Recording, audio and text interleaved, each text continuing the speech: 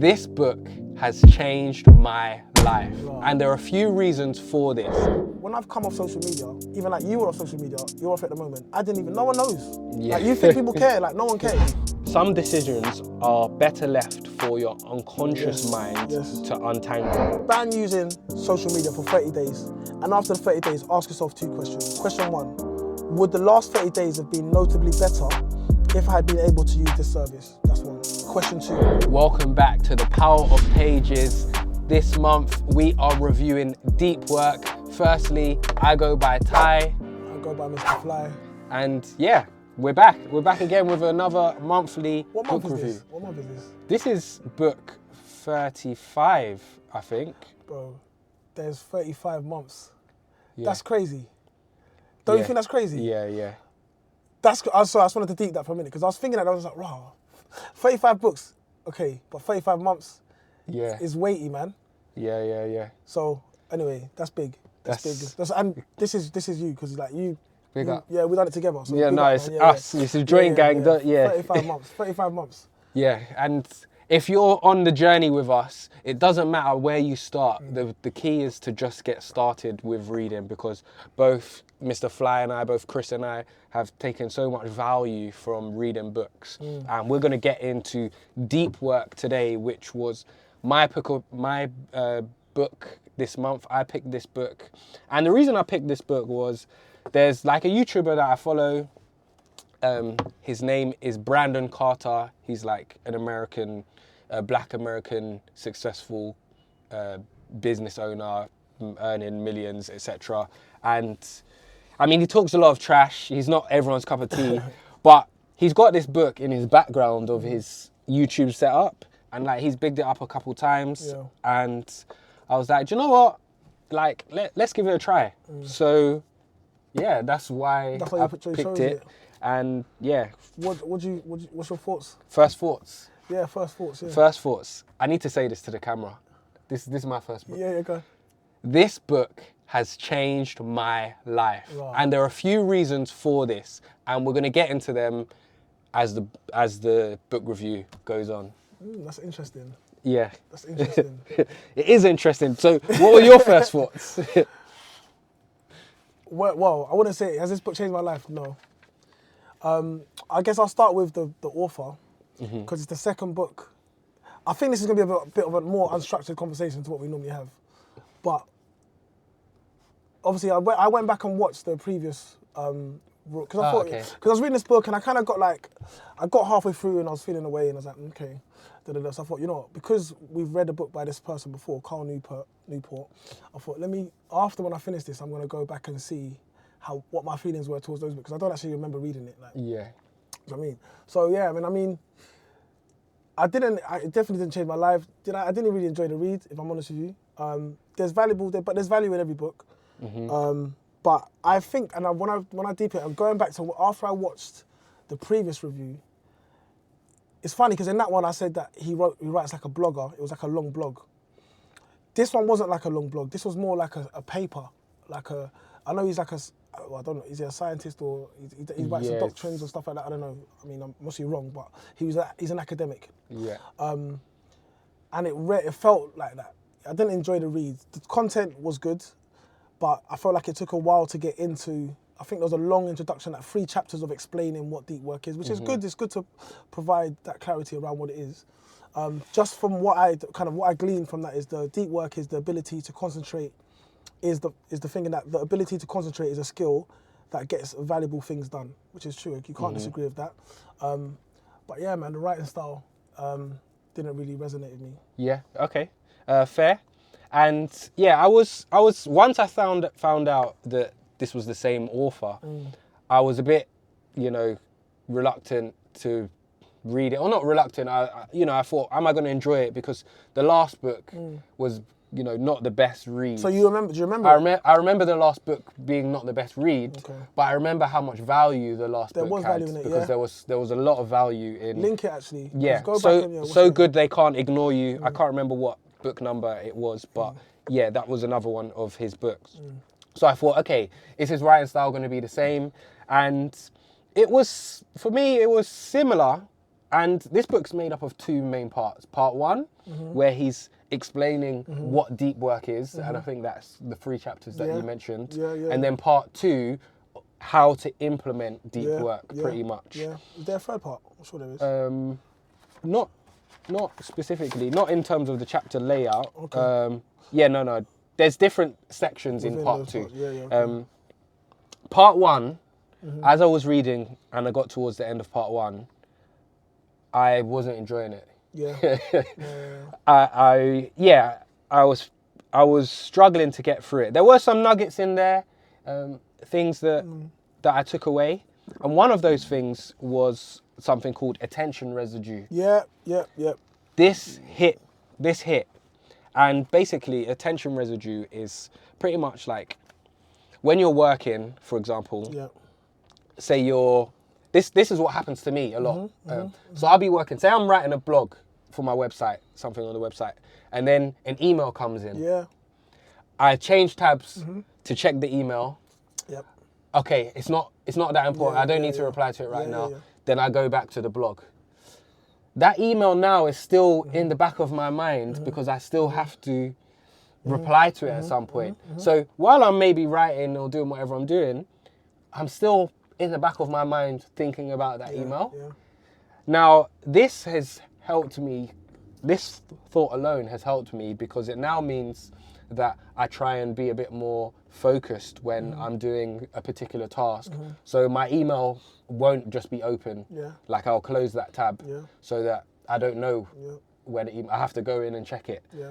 That means I'm a little bit more focused on that task. So yeah, that's one of the things that I've been able to adjust, and it's been beneficial. And I didn't realize about that attention residue because, you don't think about it. You just think, okay, I'll, quick check. Yeah, well, multitasking. Yeah, multitask. Yeah. Which we've spoke about multitasking before, the myth of multitasking. Yeah. But what was kind of interesting to me is that, like you said, when you're switching from that email to back to your blog, your attention doesn't come as quickly as you've done. Shut the tab, boom. But like you said, your mind's still working in the background. So yeah, that makes perfect sense.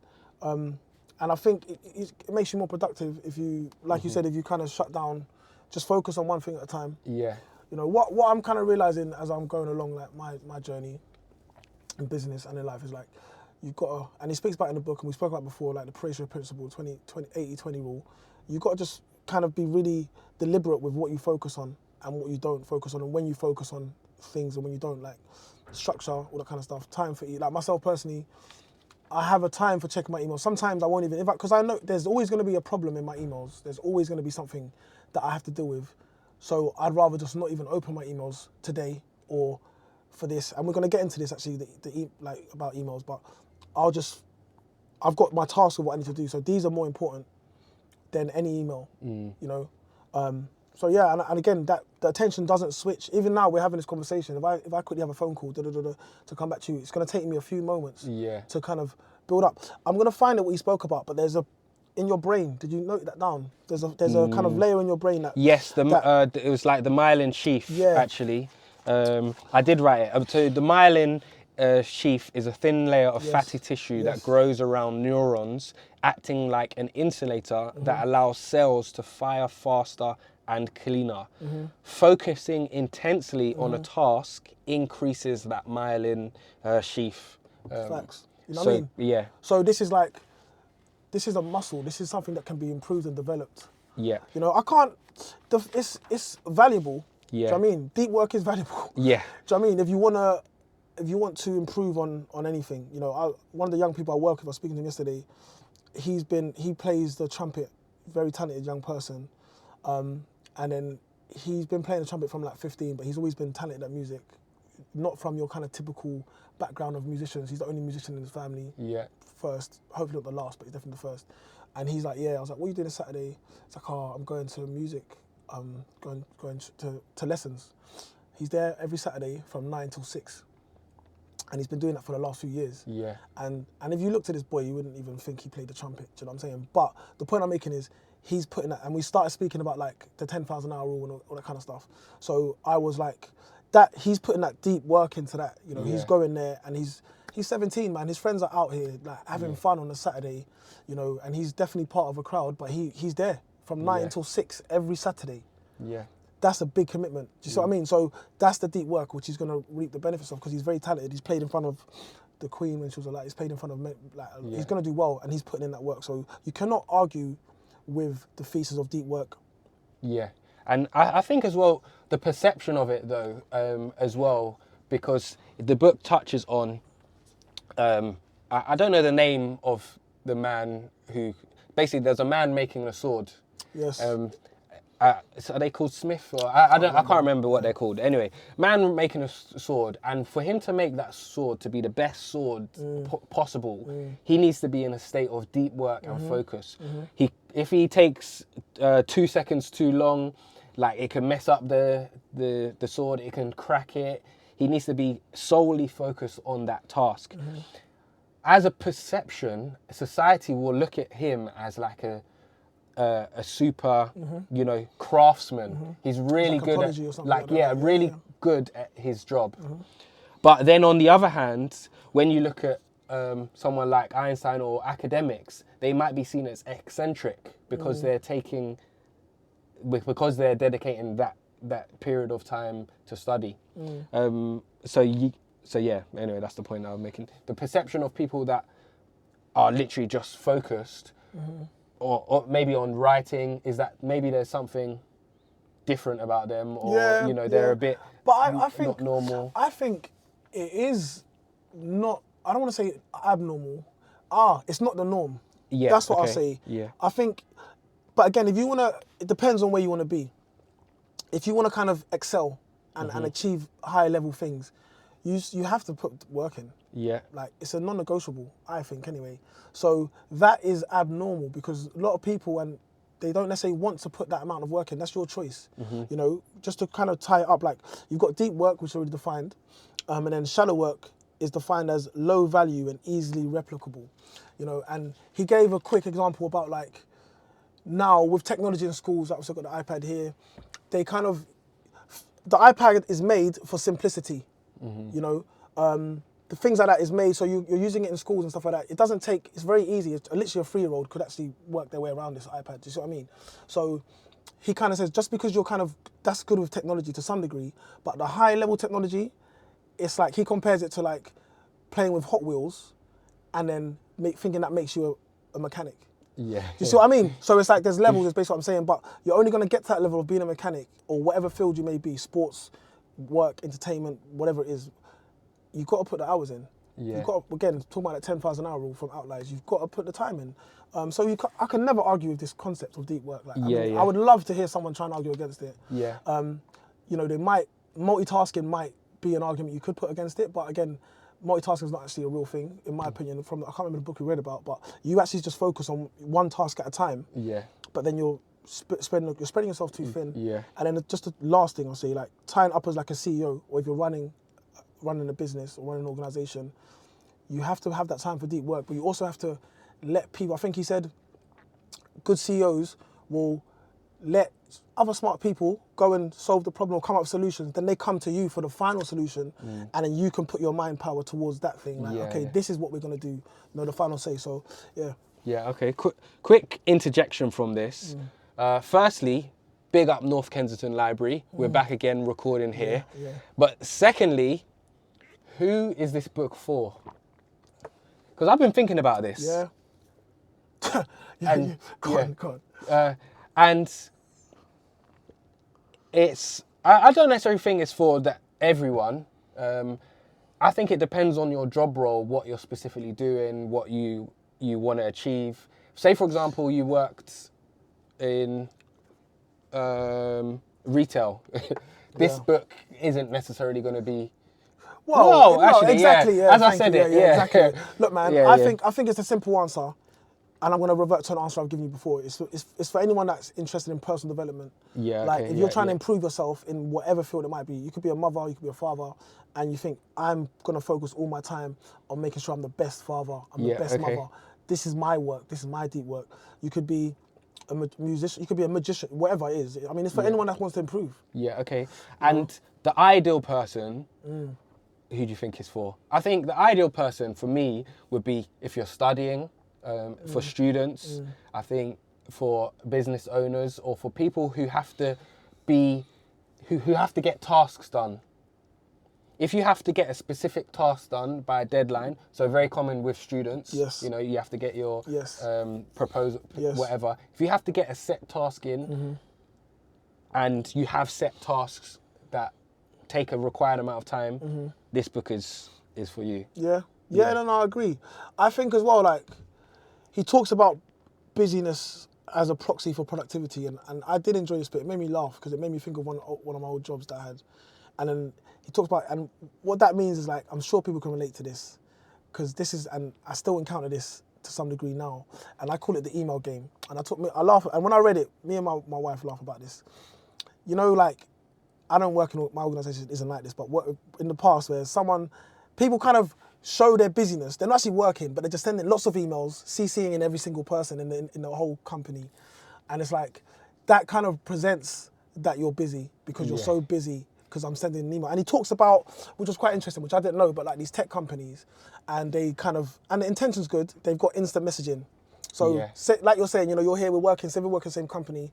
I can instant message you really quickly, and you can instant message me, and we can, you know, we're all talking. It's a hybrid. Then he started talking about like open plan offices and stuff like that, and are they good, are they bad? But it kind of just, you know, it shows busyness. You go into a room and everyone's, you know, talking, it's buzzing, instant messaging, boom, boom, collaborating. It's all great, but is it the most productive thing?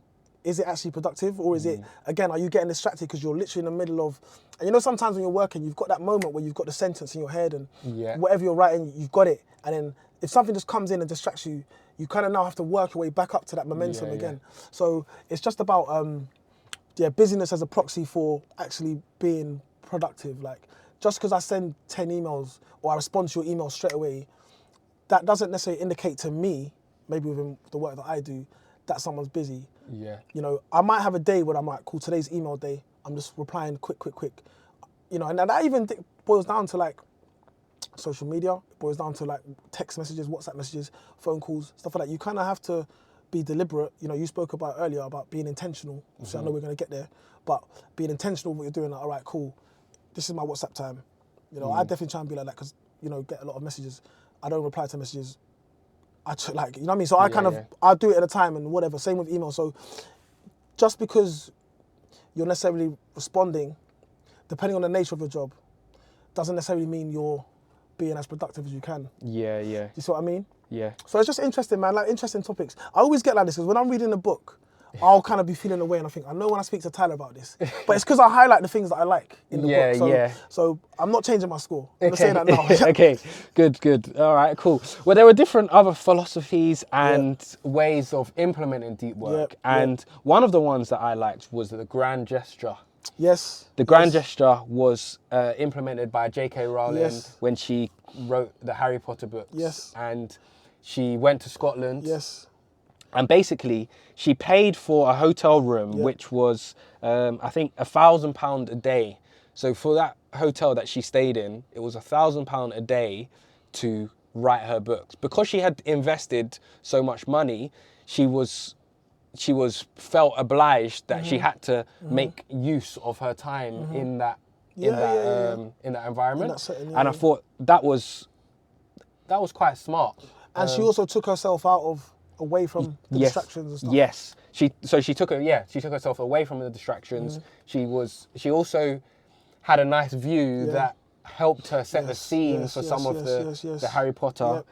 And I like the grand gesture because it's made me think about, you know, if I want to get certain things achieved, would I potentially then go and do something like that? Well, we spoke about this regarding like residentials and retreats and stuff like that. So, I mean, going on that same vein, what I wanted to, you know, when he speaks about spending downtime in nature, I think he calls it attention restoration theory. Spending time in nature can improve your ability to concentrate. What did you think about that? Yeah, absolutely. And I think there were some studies later down the book about, in fact, there were some studies about people taking time, even just from their working day, to go and take a walk on their lunch break. And what they found was those that went for a walk in nature versus those that went for a walk in a busy city.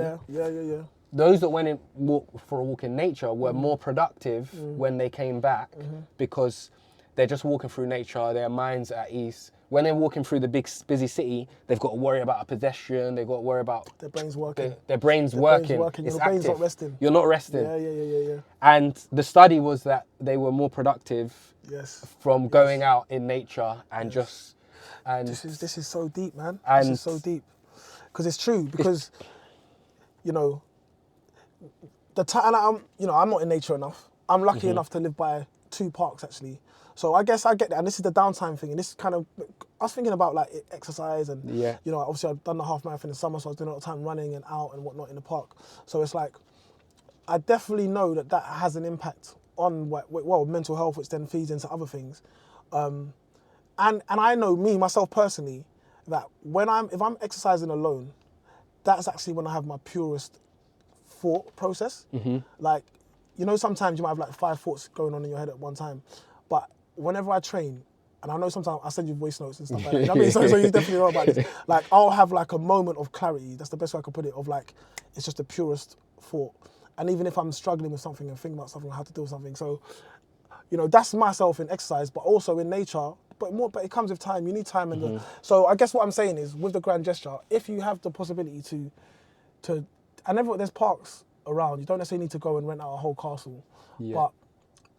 But it's how do you implement this in today's society? That's what I mean? That's the thing, which we're going to come on to, I think, as well, cool. implementing different things.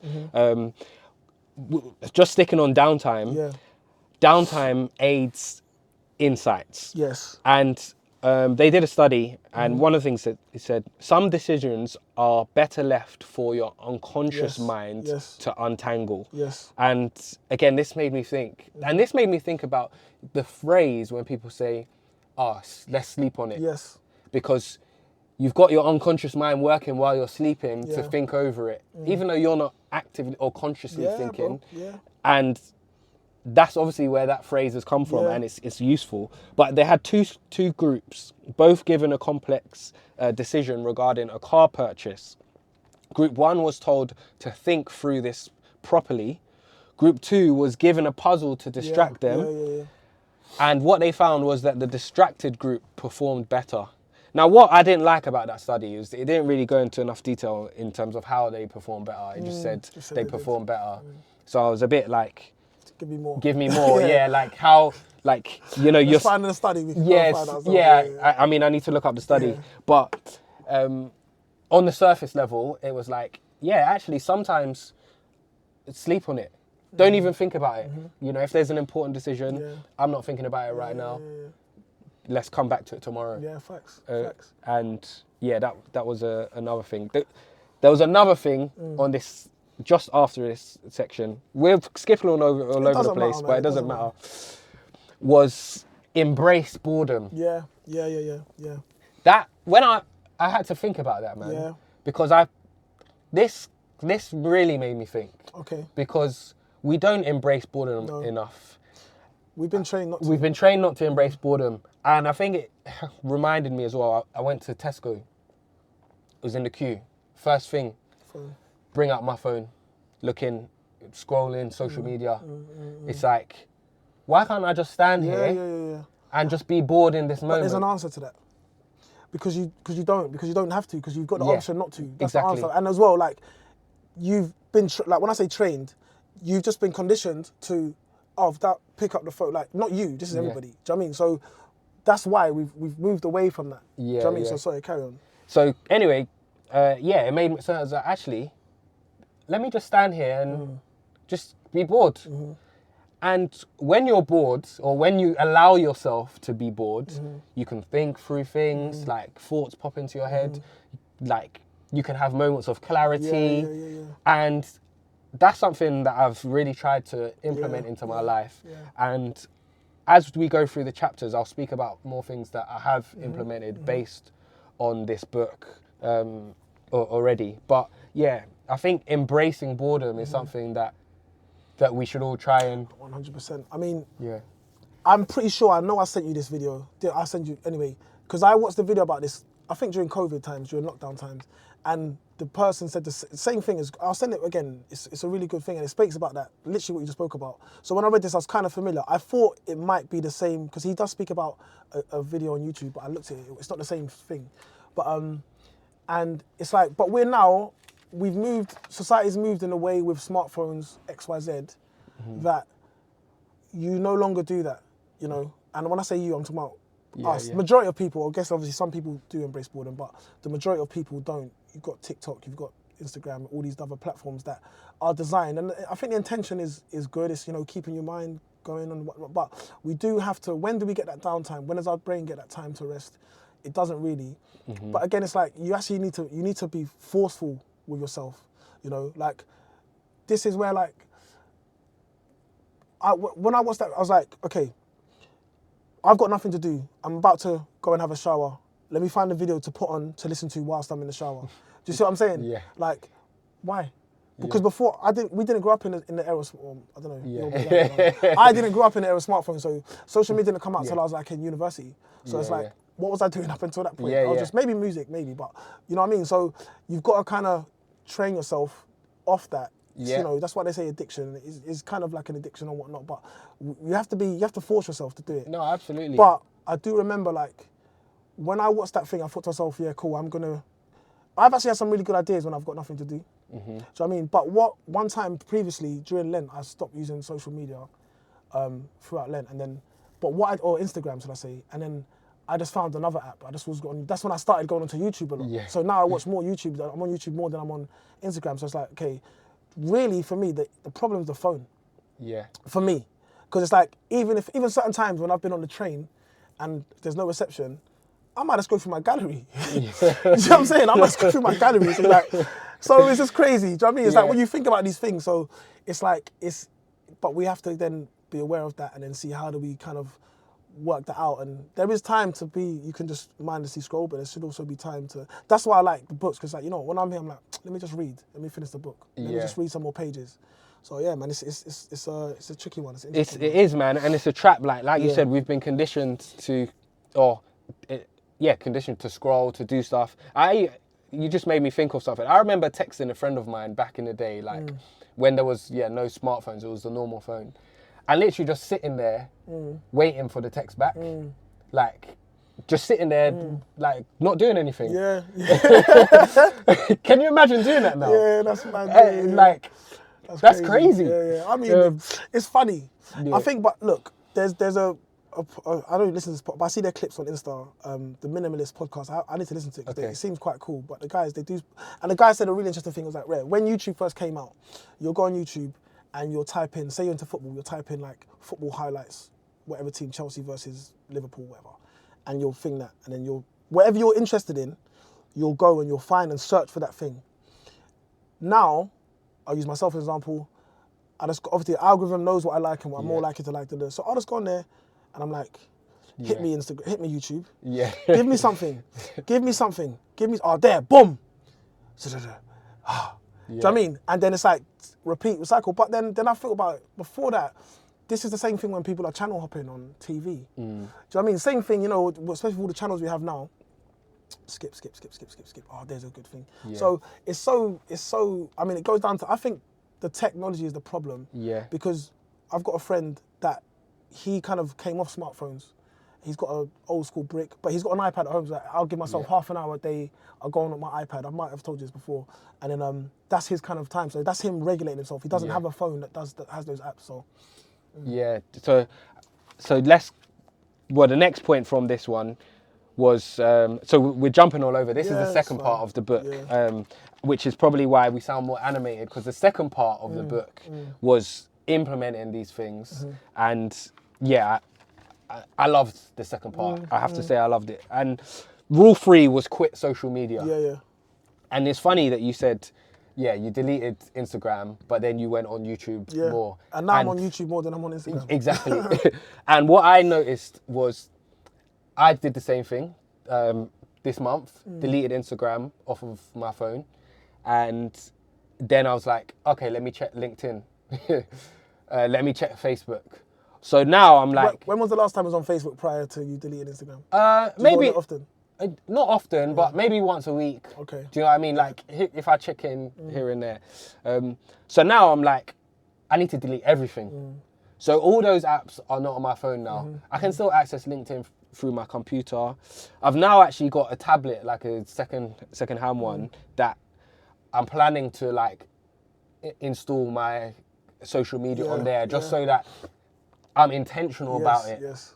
On my phone, I'm not intentional about it. Yeah. I could literally be, like I said, in the queue, whatever, first thing, pick up phone. When I've got the tablet, it's like I'm actually deciding to go on it. So yeah, from that, I've deleted everything. And the other thing that has really helped, I challenge all of you, all of the viewers. I challenge you too as well. Talk to me. You might even want to do it now, maybe not. I won't put you under that pressure. But I went on my phone and looked at, you can do this on iPhone and Android, and looked at my screen time. Yeah. I get weekly updates. Wow. It's crazy. When I saw it, What's your numbers? my numbers were like 5 hours a day, 6 hours a day. I'm like, how? How am I looking at my screen that many? And it's those little 5 minutes here, 5 minutes there.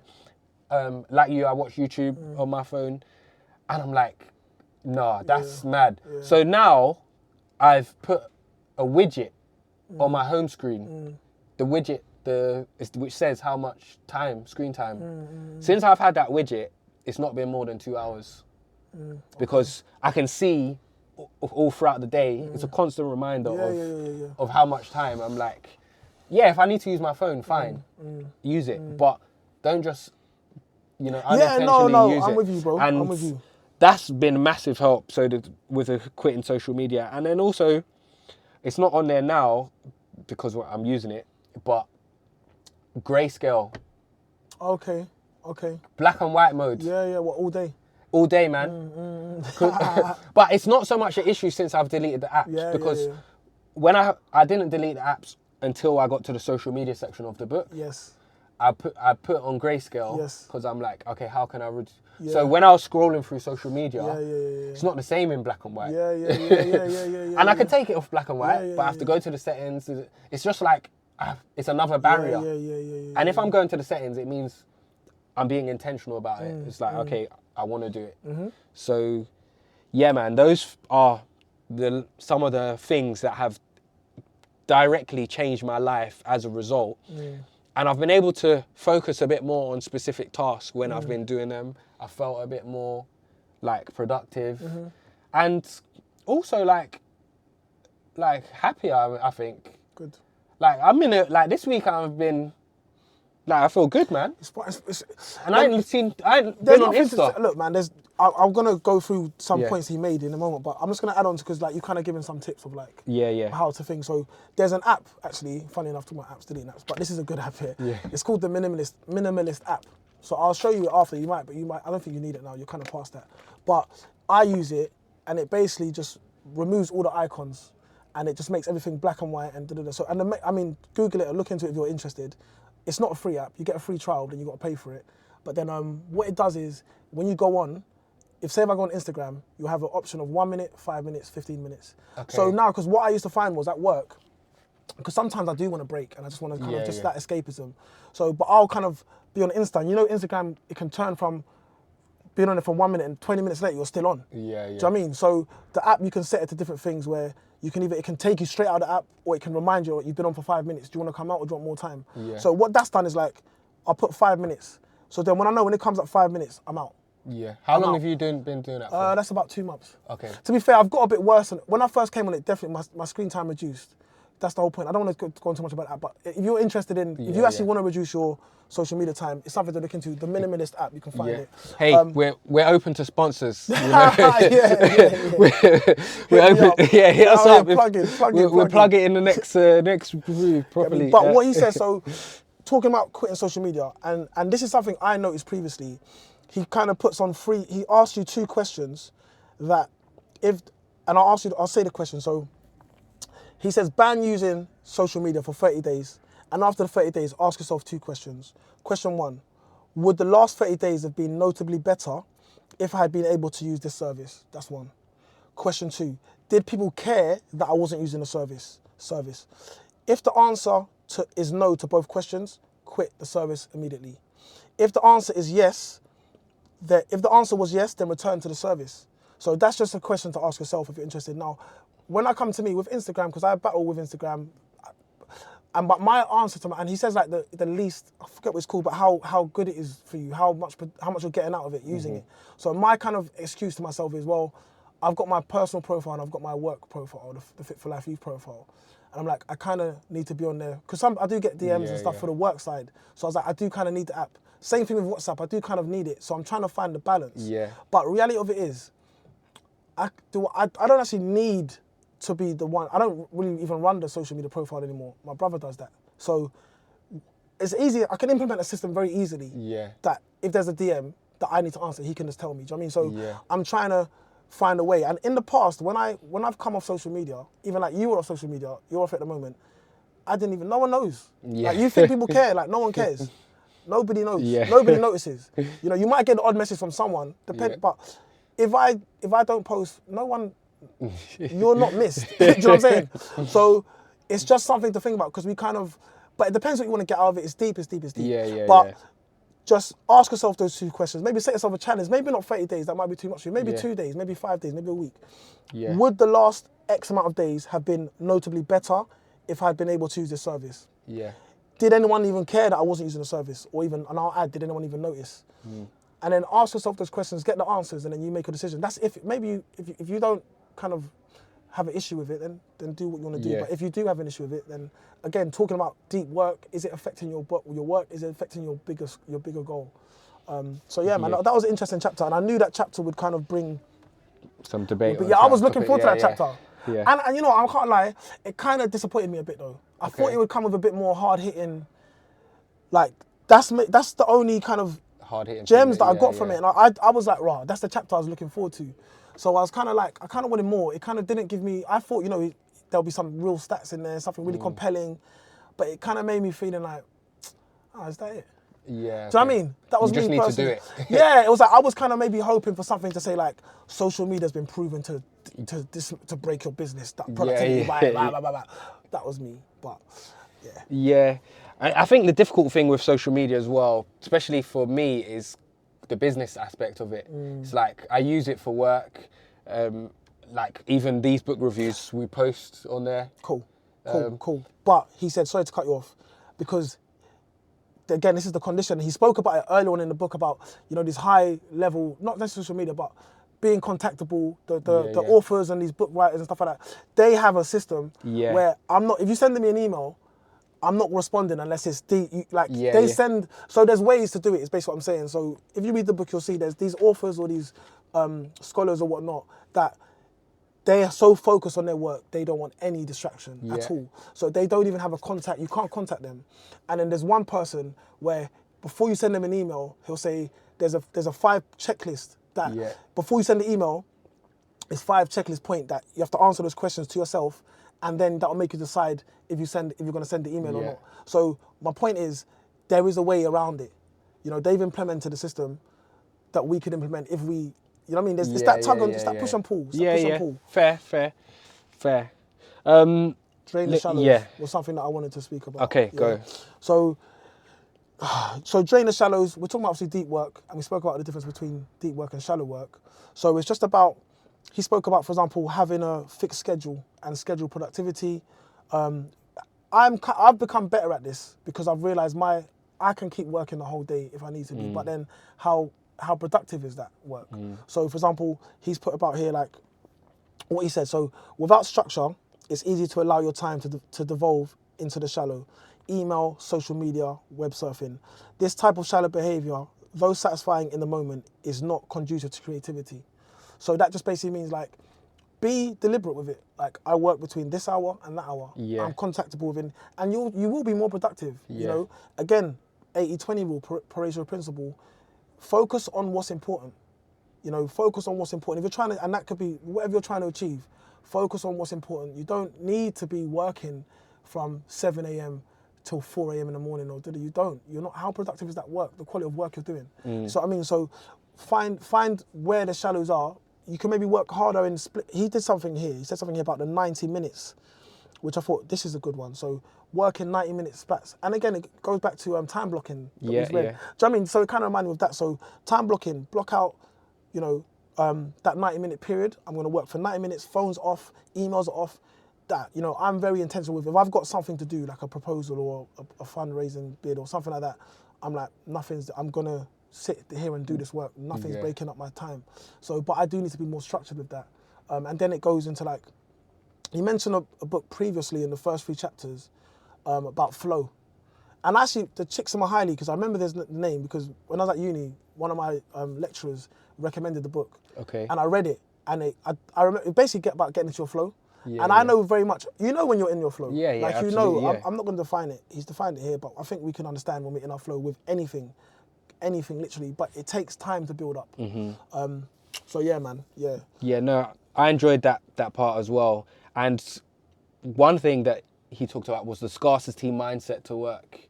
And this made me think, when I have actual something to do, say like I had to leave my house by 6, for example. I'm like, right, I've got to get this work done because I've got to leave by 6. No ifs, buts, or maybes. No ifs, buts, or maybes. You get it done. Yep. When you don't have that plan, you're like, oh, okay, you can take a little bit more time or not. And so he defines this way. He puts finish your work by 5:30 and create that routine. And it really did make me think, because you know, I could work, you know, if I'm not finished, all right, cool, let me go make some food, all right, come back, finish what I need to. And yeah, I think it's like, it comes down to, because like, you're, as a CEO or as someone if you're doing something, we're quite creative people, right? But up until when we done our talks previously with Westway, I wasn't really full, and I should actually have found this before, but there's different types of creativity. So we kind of been given the romantic version of creative is like, oh, you know, an apple fell on his head and he just thought about gravity. And, do you see what I mean? But no, to be creative, you kind of have to be, you know, we kind of think about, oh, it just came to me. Yeah. Yeah, it came to you after process. Yeah. After thinking and mixing and putting that word in and changing that or whatever it might be. And you have to create the environment for that. Yeah. And we kind of, and again, even that subconscious, like, you know, I'm just going to let it, I've tried and I've hit a wall. So I'm just going to go and walk in nature, or I'm just going to go and see my kid play with my son, or run, or go to wherever it might be. So like, this is how creativity is done. And when you're in kind of, as we're talking about business owners now, you have to be creative. Yeah. It doesn't, you know, we kind of think of creatives as like eccentrics. Yeah. That's one type of creative. There's other types. But what you kind of, the image we're given, or the publicized images of someone isn't it isn't the only version of creativity. Do you get what I'm saying? So, and that's why you've got to be defined of it. Like, when I'm working between this time and that time, because I know if I give myself, I'm finishing work at 6, or say if I've got to leave, and I've got things to do, I get that stuff done. Yeah, but if I don't really have a time, like, I'll just you just can just you know what I mean? So yeah. So I'm like, I can hear this book's made you think as well as it did make me think, and even this conversation. And that's one of the things that I love about books like this is the ones that make me think. Now, before we come on to the star rating and our difficulty rating, what's the power in these pages? Wow, the power in these pages. For me, go on. The power in these pages is, you know, to get rid of your distractions. Yes. I think the motivational kick to get rid of these get rid of your distractions, but not also the motivational kick, the structures and the ideas to do that. All you need to do is implement it. Like you said with the quit social media section, it's like, it was quite basic in the term of just delete the app. But the reality is quite basic. Yeah. Just delete the app. Yeah. Simple. No, obviously that might be quite hard for people to do. Yeah. But go on your phone, put it, uninstall. But I think it's the phones. Because like, I don't know. It's the phone overall, I think it's the phones. So we have to find a way to manage it, because because you can just download the app again, but you want to make it, I know what you mean, you want to make it harder to access. Yeah, yeah. So what I mean? So yeah, I get you. It's a simple answer. Yeah. But then how committed are you going to be to that answer? Yeah, exactly. And as well, to some degree, I mean, there's some value on social media. Yeah, absolutely. I mean, there is value on there. Yeah. So that's a whole other conversation. So the power in the pages for you are what exactly? Sorry. The motivational kick to reduce your distractions. Yeah. Okay, that's deep. I just want to let that sink in. Yeah. I can tell you felt that one. Yeah, yeah. For myself, I think it's just understanding what deep work is, you know, and how I started it. Like, understanding that deep work is the ability to concentrate. Sorry, knowing that ability to concentrate is a skill that gets valuable things done.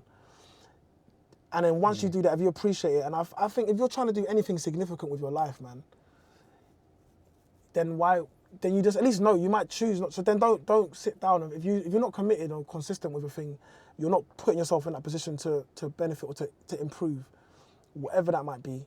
Then you're not really serious about this thing.